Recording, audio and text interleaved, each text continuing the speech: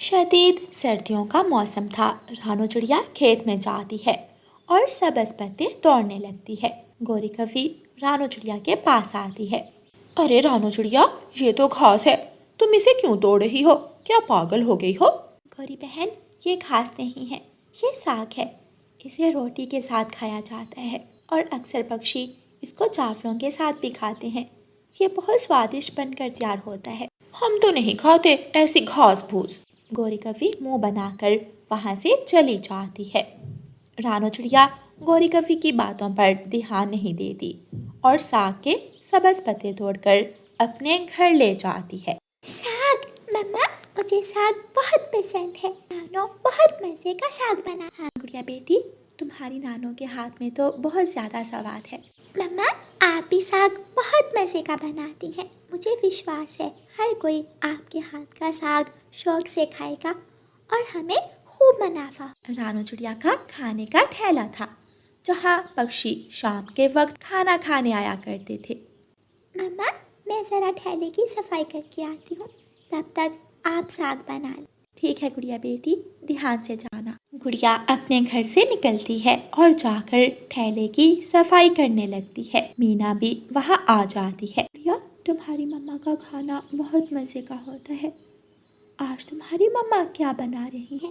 आज मेरी मम्मा मेरी नानो की रेसिपी बना रही है। जब तुम खाओगी तो अपने पंख चाटती रह जाओगी। अच्छा, फिर तो आज मैं सबसे पहले खाना खाने आऊंगी। हंसते हुए मीना वहाँ से चली जाती है। रानो चिड़िया ने साग बना लिया था। वाह, कितनी अच्छी खुशबू आ रही है। रानो चिड़िया साग लेकर अपने ठेले पर जाती है। साग की खुशबू तो जैसे सभी पक्षियों को अपनी तरफ खींच रही थी। जो भी पक्षी वहाँ से गुजरता खाना खाने के लिए रुक जाता। आज तो रानो चिड़िया के ठेले पर पहले से भी ज्यादा रश था। मीना भी वहाँ आ जाती है। इतने सारे पक्षी, गुड़िया, लगता है आज सच में कुछ खास है। जल्दी से मुझे भी दे दो, ये ना हो सब खत्म हो जाए। गुड़िया मीना को साग और गर्मा गर्म रोटी देती है। बहुत बहुत मज़ेदार है ये तो। चील भी वहाँ आती है। ये खुशबू किस चीज़ की है? रानो, क्या बनाया है आज तुमने? चील दी, मैंने आज साग बनाया था, मगर अब तो सारा ख़त्म हो गया। ख़त्म हो गया? मगर मैं तो बहुत दूर से इस खुशबू के पीछे पीछे आई हूँ। रानो, अगर कल तुम साग बनाओ तो मेरे लिए ज़रूर रख लेना। जी चील दी, ज़रूर। कालू कौवा और गौरी कौवी दूर बैठे ये सब देख रहे थे। कालू जी, इस रानो की किस्मत कितनी अच्छी है। सब्ज पत्ते भी पकाए तो भी सारे पक्षी इसी के ठेले पर आते हैं। कालू जी, अब मुझे रानो चिड़िया की ये कामयाबी बर्दाश्त नहीं होती। आप कुछ करें। तुम ठीक कह रही हो, हमें इस चिड़िया का कुछ ना कुछ करना होगा। गौरी और कालू कौवा जलते हुए वहाँ से चले जाते हैं। 500, 600, 700, 800, 900, 1000। गुड़िया, आज पूरे 1000 रुपए का मुनाफा हुआ है हमें। मम्मा, मतलब डबल मुनाफा। मम्मा मम्मा, कल मैं भी आपके साथ जाऊंगी और हम दोनों मिलकर ज्यादा साग के पत्ते लाएंगे। ठीक है गुड़िया बेटी। अगले दिन गुड़िया और रानो चिड़िया दोनों खेत में जाती हैं और साग तोड़ने लगती हैं।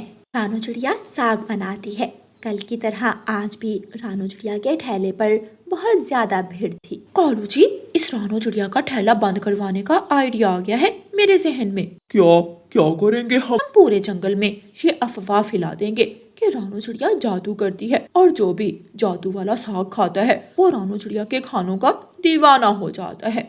कौवा और कौवी ऐसा ही करते हैं और जगह जगह जाकर सब पक्षियों को बताने लगते हैं। हाँ गौरी, मुझे लगता है कि तुम सच ही कह रही हो, इसलिए रानो चिड़िया के ठेले पर इतनी भीड़ होती है। अब तो हम उस रानो के पास बिल्कुल नहीं जाएंगे।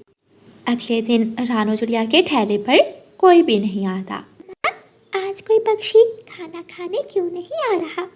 पता नहीं गुड़िया बेटी, ये बात तो मुझे भी परेशान कर रही है। आखिर सब पक्षियों ने एक साथ हमारे ठेले पर आना क्यों छोड़ दिया। कुछ देर बाद मीना चिड़िया वहाँ आती है। गुड़िया, ये सब गौरी आंटी और कालू अंकल का किया हुआ है। क्या मतलब मीना बेटी, मैं समझी नहीं। गौरी आंटी ने सब पक्षियों से कहा है कि रानू आंटी खाने पर जादू करती हैं, मंत्र पढ़ती हैं, इसलिए सब पक्षी पागलों की तरह उसके ठेले पर जाते हैं। सब पक्षी डर के हैं, मगर मैं जानती कि रानू चिड़िया के हाथों का स्वाद उनकी मोहब्बत और उनकी शदीद मेहनत का नतीजा है। कालू जी, साग की खुशबू कितनी अच्छी आ रही है।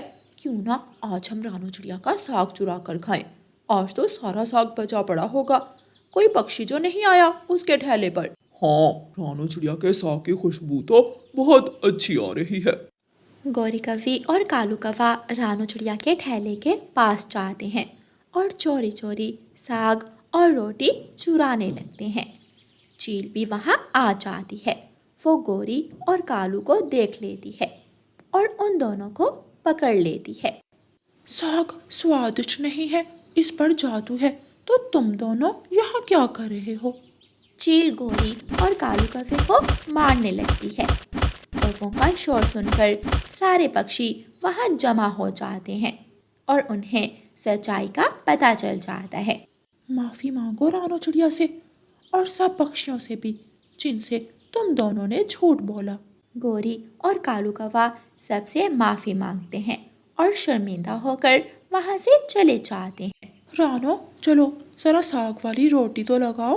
रानू चिड़िया, हमें माफ कर दो और प्लीज हमें भी खाना दे दो। सब पक्षी रानू चिड़िया से माफ़ी मांग लेते हैं और खुशी खुशी खाना खाते हैं। रानू चिड़िया का ठेला फिर से चल पड़ता है। प्यारे दोस्तों, इस कहानी को लाइक, अपने दोस्तों के साथ शेयर और चैनल को सब्सक्राइब करना बिल्कुल मत भूलना। आपका धन्यवाद। रानू चिड़िया की ऐसी कहानियाँ सुनने के लिए YouTube सर्च बार में रानू चिड़िया की कहानी लिखें या फिर ये बटन दबाकर बोलकर कहें रानू चिड़िया की कहानी। पहाड़ों वाले जंगल में मानो चिड़ा और रानू चिड़िया अपनी छोटी सी बेटी गुड़िया के साथ हंसी खुशी रहा करते थे। वो खेत में मिलकर काम किया करते थे। मानो चिड़ा अपने खेतों में हल चला रहा था और उसकी बेटी एक पेड़ के साथ बंधे हुए झूले पर झूला ले रही थी कि रानू चिड़िया घर से खाना बना कर लाती है। सब आ जाएं यहाँ, मैं आप सबके लिए मज़े मज़े का खाना लेकर आई हूँ।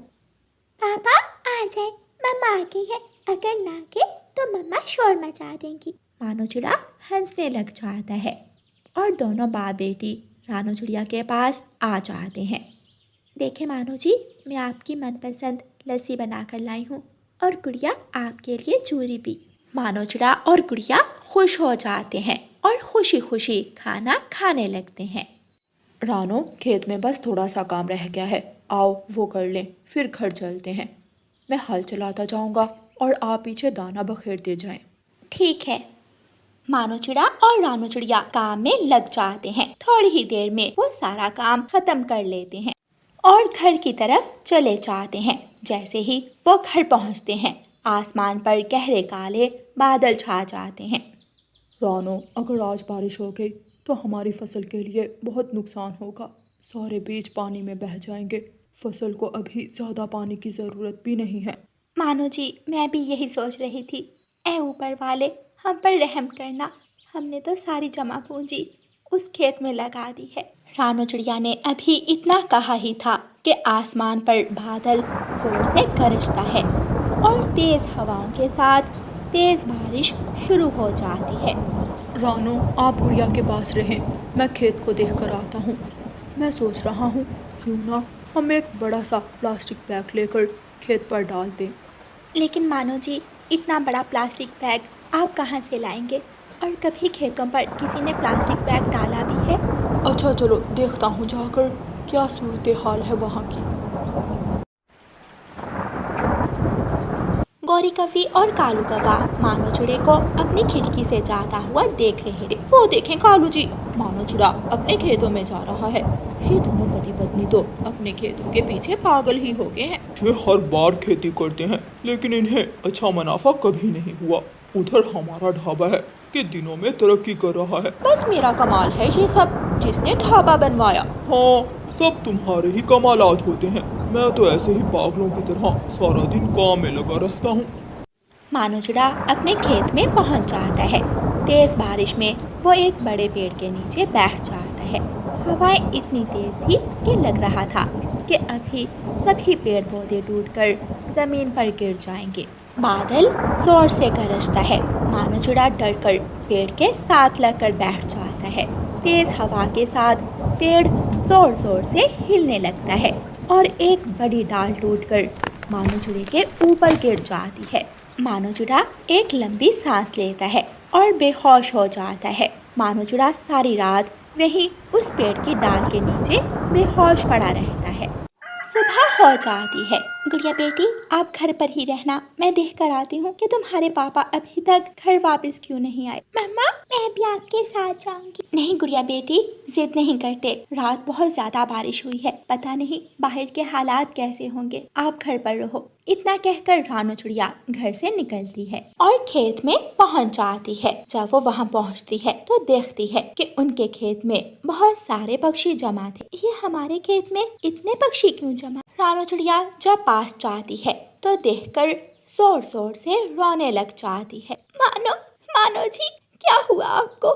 आप ठीक तो हैं? रानो, तुम्हें तो अपने पति की खबर ही नहीं। बेचारा रात से इस पेड़ की डाल के नीचे पड़ा हुआ है।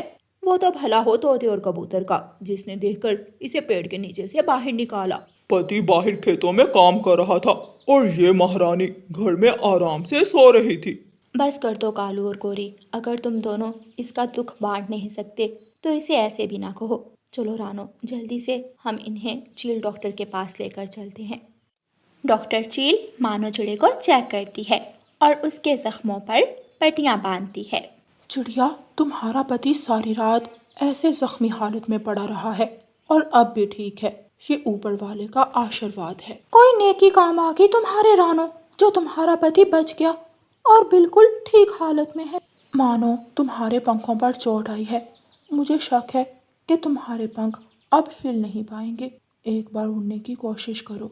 मानो चिड़ा उड़ने की कोशिश करता है। वो वापस बेड पर गिर जाता है।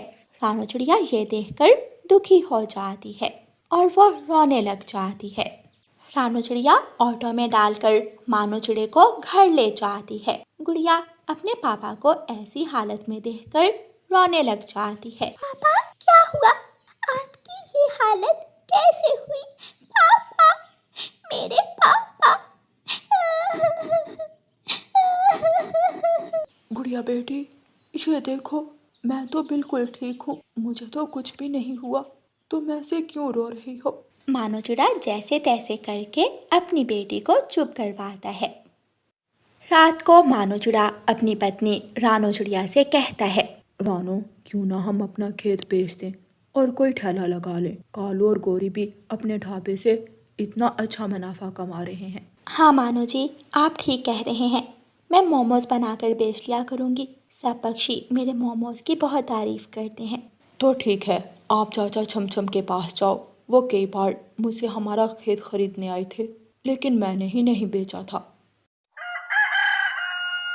रानो चिड़िया चाचा छमछम के पास जाती है और उसे खेत बेच देती है और पैसे लेकर घर वापस आ जाती है। फिर अगले दिन रानो चिड़िया कबूतर चाचा की दुकान पर जाती है और वहाँ से मोमोज बनाने का सामान खरीदती है और जंगल में मोमोज का ढाबा लगा लेती है। थोड़ी ही देर में मोमोज की खुशबू से सारे पक्षी रानो चिड़िया के ढाबे से मोमोज खाने आ जाते हैं। ऐसे रानो चिड़िया को बहुत अच्छा मुनाफा होने लगता है और चिड़ियाओं का वो परिवार फिर से हंसी खुशी का जीवन गुजारने लगता है। प्यारे दोस्तों, इस कहानी को लाइक, अपने दोस्तों के साथ शेयर और चैनल को सब्सक्राइब करना बिल्कुल मत भूलना।